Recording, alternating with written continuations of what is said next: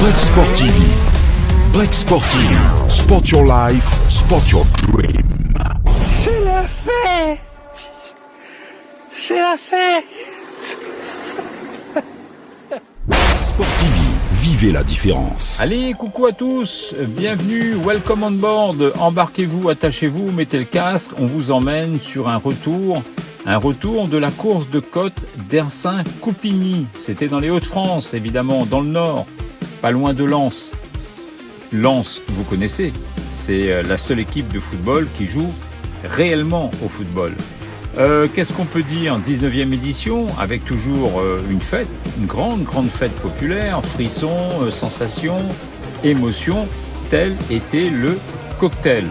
Une organisation soulignée par l'ASA Classique, avec le concours de l'ASA Littoral 2. L'équipe de Franck Boniface aura réussi une nouvelle fois le pari de rassembler pas moins de 40 concurrents du proto à la voiture de production. Le samedi après-midi et le début de matinée du dimanche matin furent consacrés aux essais libres.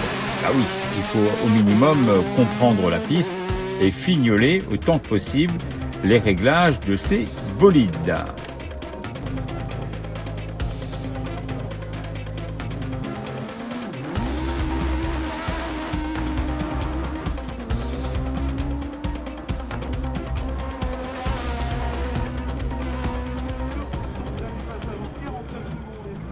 On a mes ambitions déjà, comme à chaque fois, se faire plaisir.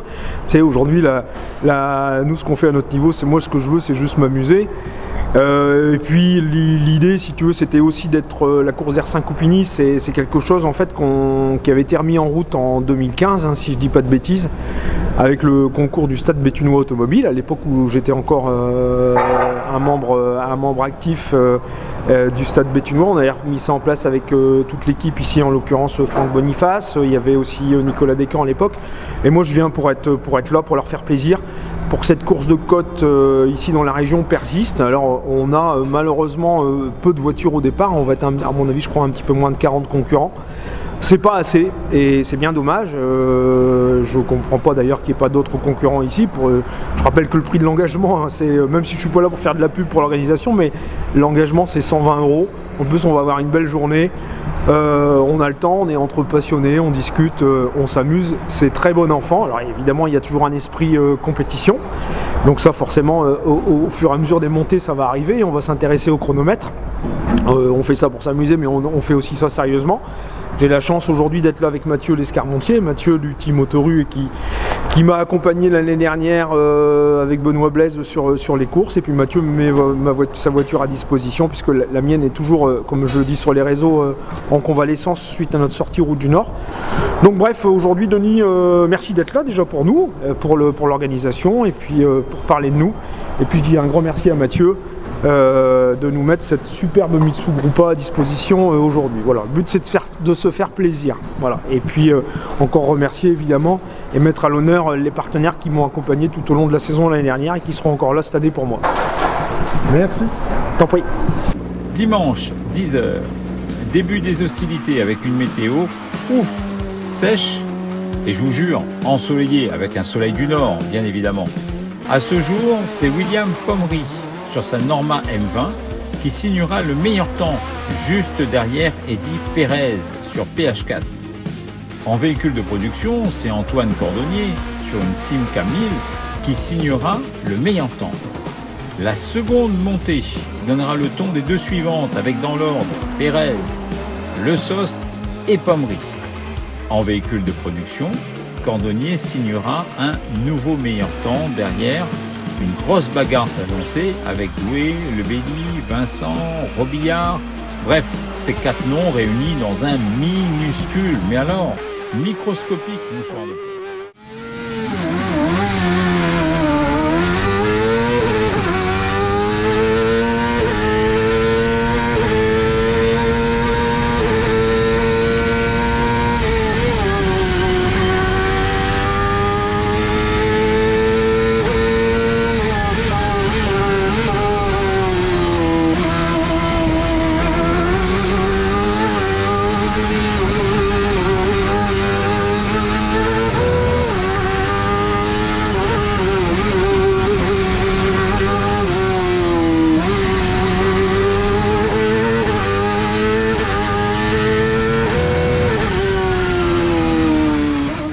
Dans la dernière et ultime montée, c'est finalement William Pommery qui décrochera la victoire devant Eddie Pérez et Alain Le Sos.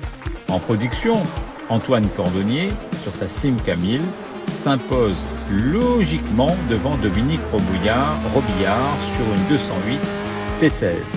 Louis Doué sur Midget 1300 complétera le podium.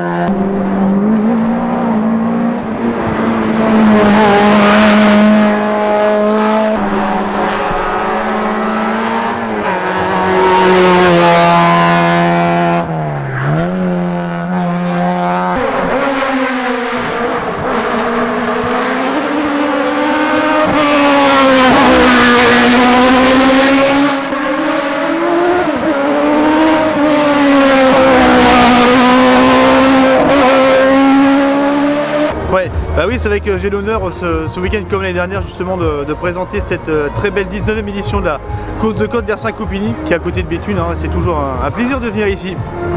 Il y a un très beau plateau également cette année avec pas mal de Norma M20 hein, qui sont spécialisés pour les courses de côte. On a aussi pas mal de monoplaces qui sont là et puis aussi des forces en présence avec notamment des Simca Rally qui sont préparés justement pour les courses de côte. Donc un grand merci notamment à l'Asphalte Classique qui organise avec Lazare Tour Littoral 2 cette épreuve.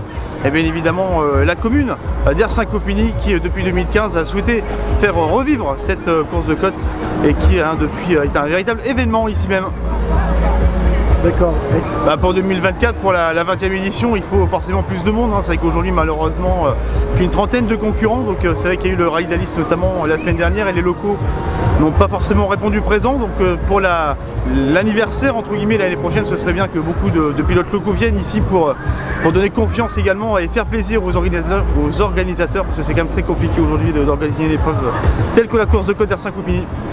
Oui, effectivement, après l'édition 2015-2016 sous le soleil, on a depuis enchaîné les éditions sous la pluie. Donc cette année, malgré le faible nombre de pilotes, tout de même, 35 pilotes comparé aux 50 pilotes qu'on pouvait avoir au début. Mais la météo fait que les gens derrière nous sont au rendez-vous, donc on est tous contents. C'est un bon événement, bien sûr. Manifestation qui est compliquée à mettre en application parce que Franck, depuis des mois, il se démène pour organiser ce week-end. Alors le week-end, il avait commencé hier, notamment hier au soir, avec un groupe rock qui malheureusement n'a pas attiré le monde qu'on espérait. Et aujourd'hui, le soleil étant, le monde s'est déplacé. Mais il faut savoir que c'est une grosse organisation et bon, tout à l'heure je prendrai la parole et je remercierai chaleureusement les organisateurs. D'accord. Et en 2024 ? Alors moi j'ai eu la chance de découvrir cet événement en 2015 grâce à Franck, à Jean-Marie et puis aussi à Nicolas Descoings à l'époque. Donc le département l'accompagne chaque année et c'est toujours un plaisir. En tous les cas on sent que derrière il y a une belle organisation, une belle ambiance.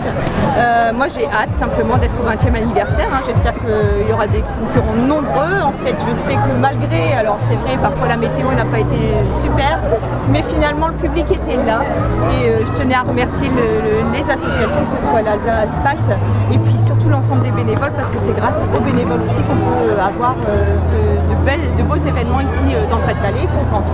Voilà. Justement, tu disais Lazare et puis Asphalte Classique. Donc il y a Yves Blancpain, donc le président de l'association Hasard Cultural qui est aussi présent, qui est aussi à l'organisation administrative de l'événement.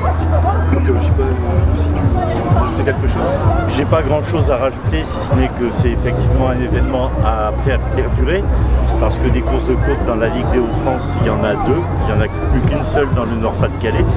Donc Franck se démène chaque année pour faire une belle épreuve, la commune d'Ersin-Coupigny, les partenaires, etc. Donc c'est la fête du sport automobile, mais c'est aussi la fête du bénévolat. Et c'est ça qui me séduit dans ces manifestations. Où c'est plein de bénévoles qui travaillent tous dans le bon sens pour que la fête ait lieu. Je rebondis du coup sur ce que tu dis. Donc j'ai un bénévole aussi de l'association qui est présent. Donc le bénévole, donc les personnes de l'ombre. Michael Jamsin, donc, qui est aussi responsable des commissaires sur l'épreuve, qui est bien actif aussi en amont de l'épreuve. Et du coup je le remercie aussi à travers lui ensemble de tous les bénévoles. Et puis Mike, vas-y à toi. Non, moi c'est avec plaisir que je suis la commune Asphalte Classique, de toute façon depuis 2015 également, notre première rencontre.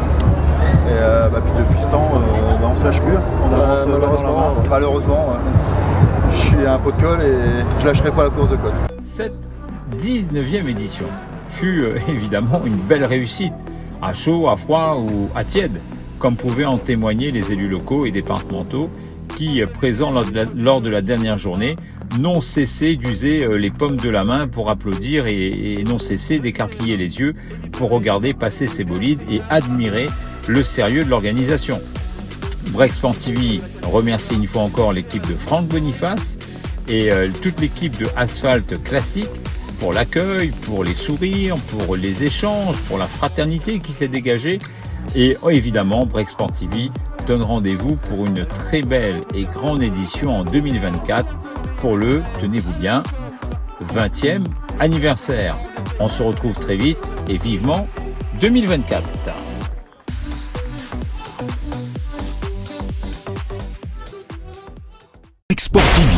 Vivez la différence.